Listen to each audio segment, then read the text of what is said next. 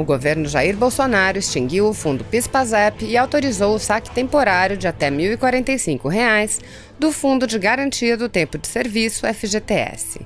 A medida provisória número 946 foi publicada no Diário Oficial da União em edição extraordinária na noite desta terça-feira.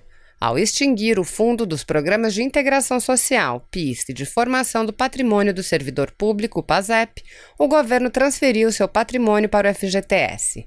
A extinção será a partir do dia 31 de maio de 2020. No último dia 3, o governo antecipou em um mês o prazo final de saque do abono salarial 2019-2020. Inicialmente, esse prazo era de 30 de junho e passou a ser 29 de maio deste ano.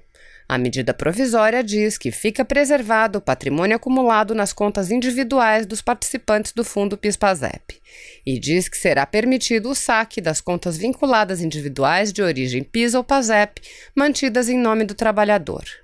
O agente operador do FGT, a Caixa Econômica Federal, cadastrará as contas vinculadas de titularidade dos participantes do Fundo PIS/PASEP necessárias ao recebimento e à individualização dos valores transferidos, devidamente marcadas com identificador de origem PIS ou PASEP, e definirá os padrões e os demais procedimentos operacionais para a transferência das informações cadastrais e financeiras. As contas vinculadas individuais dos participantes do Fundo PIS/PASEP, mantidas pelo FGTS após a transferência, passam a ser remuneradas pelos mesmos critérios aplicáveis às contas vinculadas do FGTS. As contas poderão ser livremente movimentadas a qualquer tempo.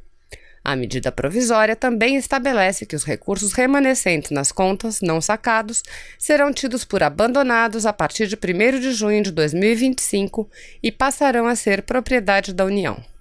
A medida provisória diz ainda que fica disponível aos titulares de conta vinculada do FGTS, a partir de 15 de junho de 2020 e até 31 de dezembro de 2020, o saque de recursos até o limite de R$ 1.045, um salário mínimo, por trabalhador.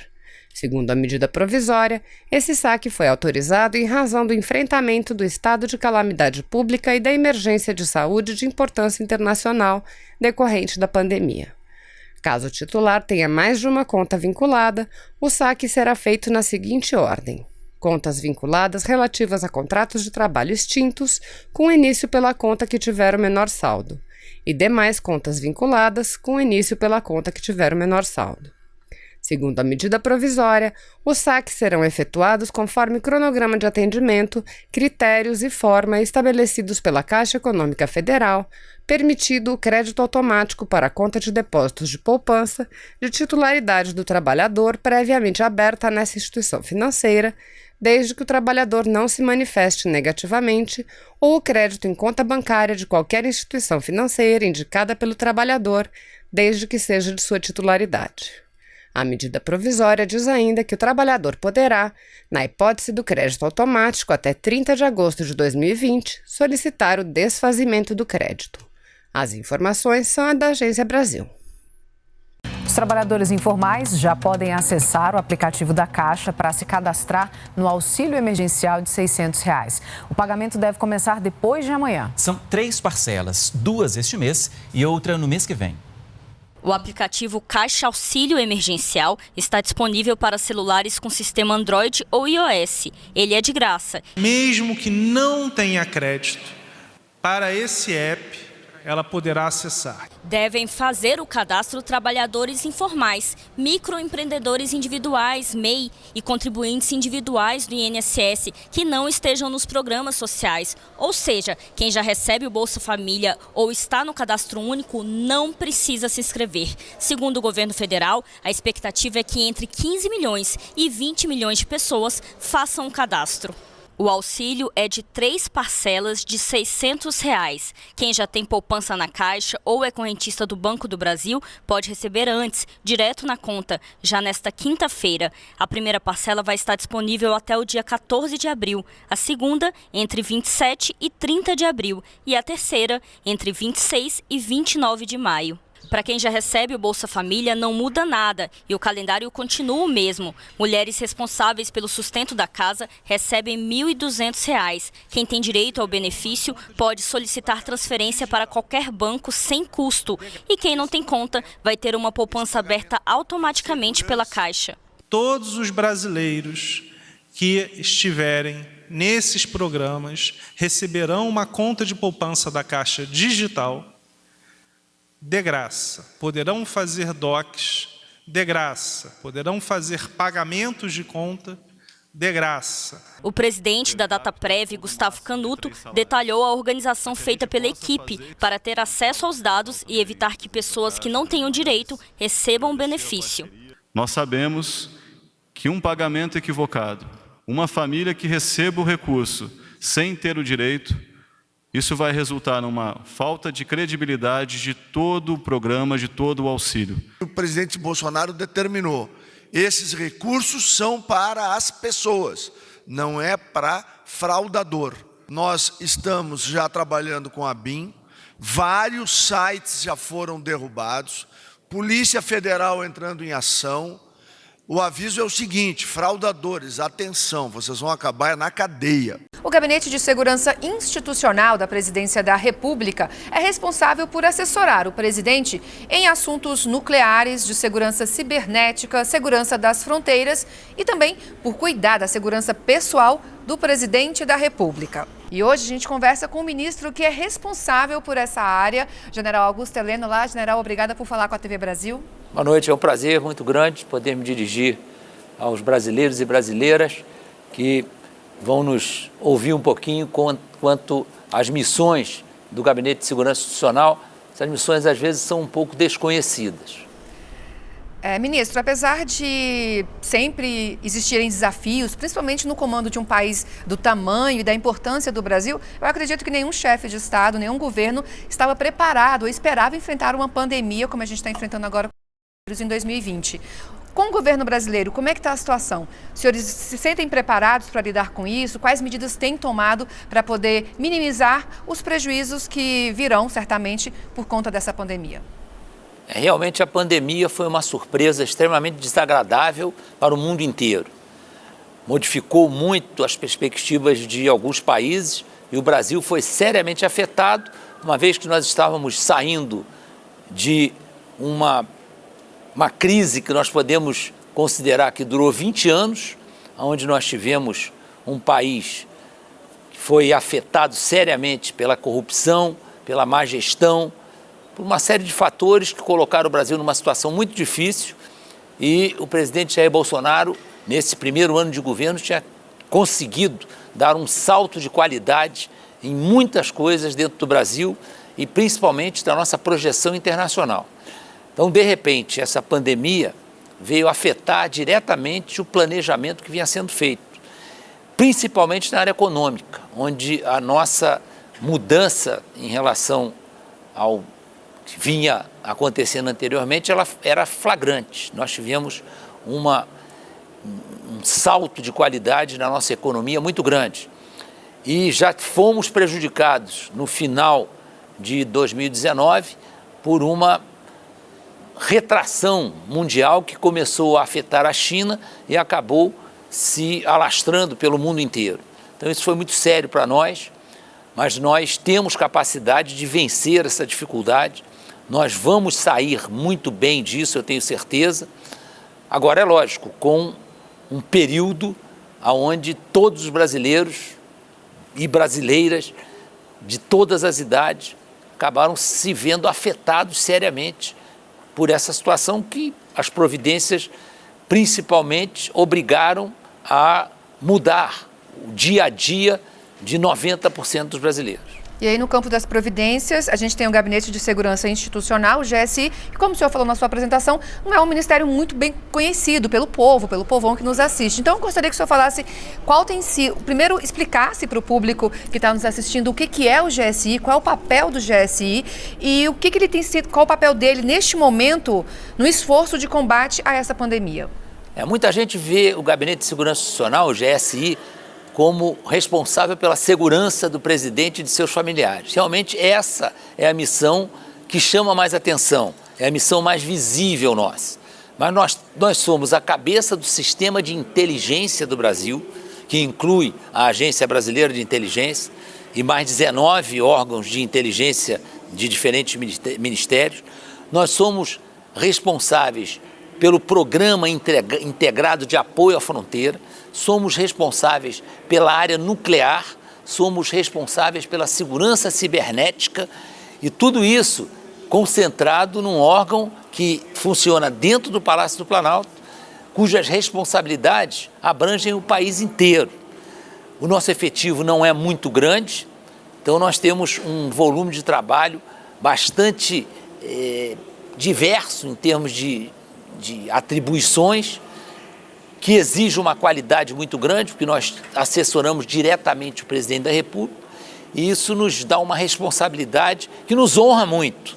Eu acho uma honra a responsabilidade que nós temos, mas também sabemos que as tarefas não são fáceis. Mas estamos prontos para tentar cumpri-las da melhor maneira possível. Perfeito, ministro. E aí, nesse contexto, diante das funções do GSI, o que vocês podem assessorar ou fazem de fato, né, do núcleo de esforços para se combater ou para se minimizar os efeitos do Nós temos a nossa Agência Brasileira de Inteligência, como nós temos agentes no Brasil inteiro, e trabalhamos junto com outros órgãos, que são órgãos de inteligência, também com participação nacional. Vou citar alguns exemplos. A Polícia Federal, trabalhamos diretamente com eles, trabalhamos com o Exército, a Marinha, a Força Aérea e o Ministério da Defesa. Cada uma dessas forças tem seus centros de inteligência. O Ministério da Defesa concentra o que vem dessas três forças. Trabalhamos com todas as polícias militares e polícias civis do Brasil. Então, esse sistema de inteligência, ele tem condições de dar uma visão do país inteiro. E no caso do Covid-19, acabou a ABIN buscando reunir num centro de operações, que hoje está integrado ao centro de operações do próprio Palácio, onde funciona um centro que cuida em tempo integral. Então, a ABIN participa desse centro e oferece para algumas autoridades uma visão diária de todas as variáveis que afetam esse trabalho de controle do Covid-19. Então, nós temos uma série de gráficos, uma série de mapas com representações gráficas e com quantitativos, com estatísticas, que são extremamente válidos para o acompanhamento do Covid. Então, muitas decisões são tomadas em cima desses gráficos, dessas estatísticas, que um dos órgãos que participa diariamente dessa comissão, dessa conferência, né, desse órgão de concentração de esforços em cima do Covid, a ABIN tem um papel relevante. E nós temos gente lá 24/24, 7/7. Ministro, o senhor disse na sua apresentação que a ABIN também é responsável por segurança cibernética. Passa pela ABIN, é claro que ela não é o órgão exclusivo que cuida disso na estrutura do governo federal, mas ela seria a cabeça do sistema, né? De onde partem as diretrizes, do modo como eu entendi. E a gente tem um aplicativo que foi lançado recentemente pelo governo, em que cadastram as pessoas, né, para poder, as pessoas que têm acesso, que têm direito ao chamado Corona Voucher, que é o auxílio emergencial de R$600 para as famílias que ficaram desassistidas economicamente diante dessa pandemia. Então, há uma preocupação lógica em relação à segurança cibernética, a que esse sistema não caia, porque muitas pessoas vão depender dele para poder receber esse benefício. Vocês também estão atuando, monitorando, imagino, essas questões de segurança cibernética. No caso da segurança cibernética, o GSI, ele é um órgão regulador, ele estabelece os princípios da segurança cibernética e estabelece normas para que esses princípios sejam aplicados na ponta da linha. Então, os ministérios, eles são praticamente orientados e são obrigados a traçar as suas diretrizes na área cibernética em cima dos documentos que saem do GSI. No nosso caso agora, todos estão preocupados com a possibilidade de haver interferências desagradáveis, né? Até algumas fraudes em relação a esses participantes, esses beneficiários dessa série de intervenções que o governo pretende fazer junto à população mais necessitada.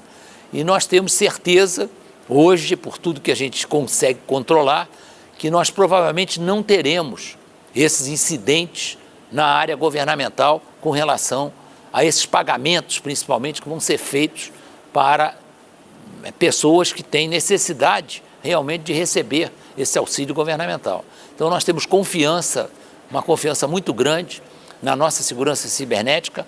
É lógico que existem ataques diários à rede, muito numerosos, mas nós temos conseguido conter isso. Eu tive essa experiência como chefe do Departamento de Ciência e Tecnologia do Exército, onde tínhamos uma média de 20 mil ataques mensais na rede do Exército. Tivemos êxito o tempo todo e aqui a mesma coisa. Eu acredito que nós não teremos problema. Certo. Ministro, o senhor testou positivo para a Covid-19, né? O senhor é um perfil que se enquadra no grupo de risco por conta da idade. Eu queria que o senhor relatasse a sua experiência pessoal, até onde o senhor puder ir, claro, com esse vírus, e como foi se afastar, né, fisicamente, pelo menos, do trabalho num momento tão difícil para o país. Olha, nesse ponto eu dei muita sorte, que apesar de eu ser do grupo de risco numa faixa já complicada, eu comecei a ser testado imediatamente na volta de Miami, que eu fui com o presidente, voltei com o presidente, fiz um primeiro teste e tive negativo, ou seja, não estava presente coronavírus. Aí fui levado a um segundo teste. No segundo teste apareceu positivo. Então eu passei a fazer a quarentena. E durante todo o tempo, incluindo esse primeiro tempo que eu não tinha nenhum diagnóstico dizendo que tinha presença do coronavírus no meu organismo, o segundo período onde já tinha o teste positivo, eu não tive nenhum sintoma, zero, né? Basta dizer que eu fazia diariamente alguma coisa de musculação, mais de 1 hora de bicicleta ergométrica e fiz um novo teste agora, depois dessa internação que eu fiz 15 dias em casa e estou perfeitamente, 0 quilômetros, né? Não estou pronto para ter outra não, essa história estou pronto para ter, não estou pronto para ter outra não, estou fora, mas realmente não tive maiores problemas de saúde com isso e torço para que todos aqueles que sejam afetados ou sejam diagnosticados com o vírus que possam ter a mesma sorte que eu tive durante esse período. Certo, ministro, nesse momento então em que o Brasil inteiro está preocupado, né, com razão, tanto do ponto de vista econômico quanto do ponto de vista da saúde, se não da própria pessoa, mas daquelas pessoas que lhe cercam, que lhe são caras, que mensagem o senhor deixa, o senhor que é assessor muito próximo do presidente Jair Bolsonaro, que tem uma convivência muito próxima, inclusive, com ele no âmbito pessoal, que mensagem o senhor deixa para os brasileiros que estão hoje assistindo o senhor e com uma grande interrogação sobre o seu futuro? Essa interrogação ela está convivendo com todos nós, até porque como essa pandemia chegou de surpresa e os próprios infectologistas, os especialistas, os médicos, as próprias enfermeiras, todos foram surpreendidos com a chegada de uma vou chamar de doença, mas realmente é uma situação que pode afetar a qualquer um de nós. Nós vemos nas entrevistas uma divergência muito grande de posições. O próprio presidente da República tem colocado como seus 2 grandes objetivos proteger os idosos, claro, evitar ao máximo os óbitos, que é lógico que ninguém pode tomar nenhuma medida se ele sabe que aquilo ali vai trazer como consequência um aumento de óbitos. Ele tem essa preocupação constante. E tem uma outra preocupação que é extremamente relevante, que é o emprego, a família, né, a manutenção da família em condições de prover recursos para o seu sustento, para a sua alimentação, para as suas necessidades básicas. Isso é uma preocupação que o presidente tem externado todo o tempo e eu tenho certeza que pouco a pouco vão sendo flexibilizadas algumas convicções que inicialmente dominaram a maioria dos especialistas. Mas o que a gente tem percebido é que as próprias curvas, algumas delas se desenvolveram rapidamente. A curva brasileira, ela está sofrendo já alguma contenção e nós vamos sair disso aí melhores do que nós esperávamos. Havia muitas perspectivas pessimistas, perspectivas que pareciam que ia ser um caos total, né? Uma catástrofe. Isso já está se delineando como alguma coisa que não vai acontecer. E tem a impressão que o retorno ao trabalho, isso vai ser uma coisa natural, isso vai sendo providenciado pelos próprios responsáveis por conduzir isso aí a nível estados e municípios, e a minha sensação é que nós vamos, dentro de 2 semanas, vamos caminhar para a normalização e vamos sair disso aí, como o Brasil sempre saiu. O Brasil já enfrentou outros problemas sérios e nós vamos sair bem disso aí. Ok, ministro, obrigada pela sua entrevista à TV Brasil. Agradeço a participação no Brasil. Eu que agradeço pela possibilidade de conversar com os nossos amigos e amigas. Muito obrigado. Se você apoia Jair Bolsonaro, curta este vídeo. Manifeste a sua opinião e compartilhe para que a vontade do povo brasileiro seja conhecida. Inscreva-se no canal para ter acesso gratuito ao nosso conteúdo. Uma produção Folha Política.